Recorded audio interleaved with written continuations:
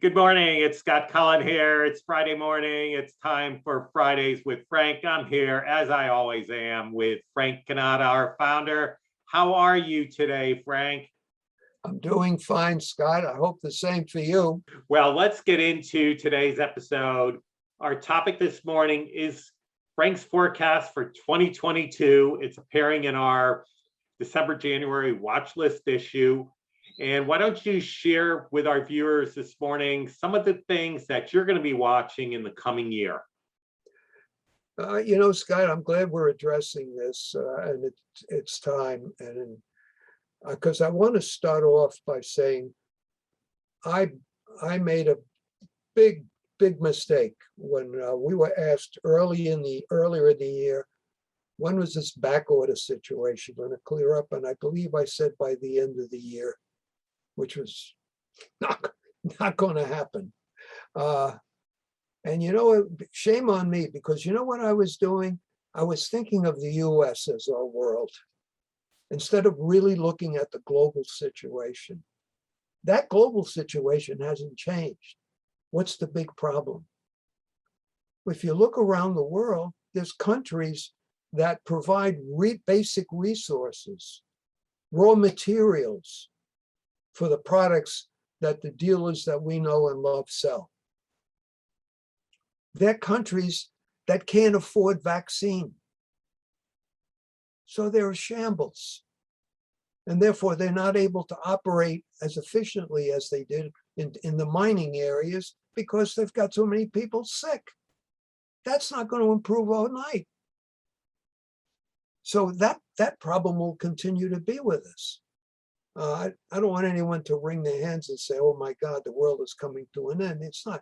That's something that has to be addressed globally. The back orders, we're just going to have to learn to live with. The manufacturers didn't stop manufacturing, but what they're doing is they're putting their emphasis on manufacturing their most profitable items.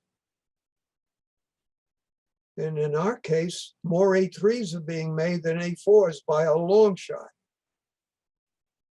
So that's going to impact the A4 market in 2022, as it is impacting it now.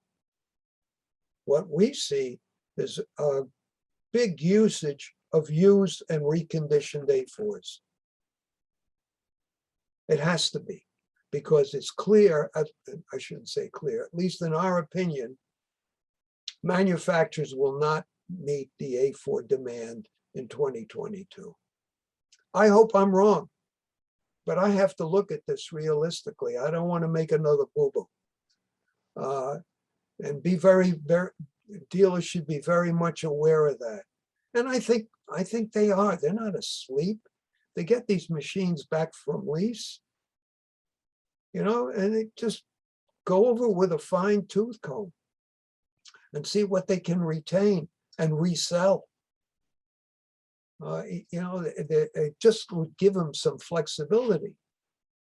Now, in terms of the business, I think the business opportunity is there. I think there's huge pent-up demand. I think dealers will be running like hell trying to fill orders that they already have, which is not a bad situation, but clearly back orders is not a great situation. But also a lot of the leases will be of lesser value than they were 3 or 4 years ago, for the simple reason that if there are any type of number, any size of number, 100 or more machines or something like that, there's going to be fewer people back in that business. So obviously lesser machines or different configuration machines. We may see, in fact, in 2022, a movement to more centralized copying, where a dealer can go in and say to someone, instead of giving you 10 A4s, how about we put a 60, 70, 80 page per minute that's accessible to all the people, and they can do their copying there, and I'll give you a great CPC and a fantastic lease rate. That could be. I mean, again, if I was in the dealer's position, I'm going in there, and where previously, let's say I sold 100 machines and 60 of them were A3 and 40 of them were A4s, I'm going to have a tough time getting the A4s. So what do? I say, hey, you know what?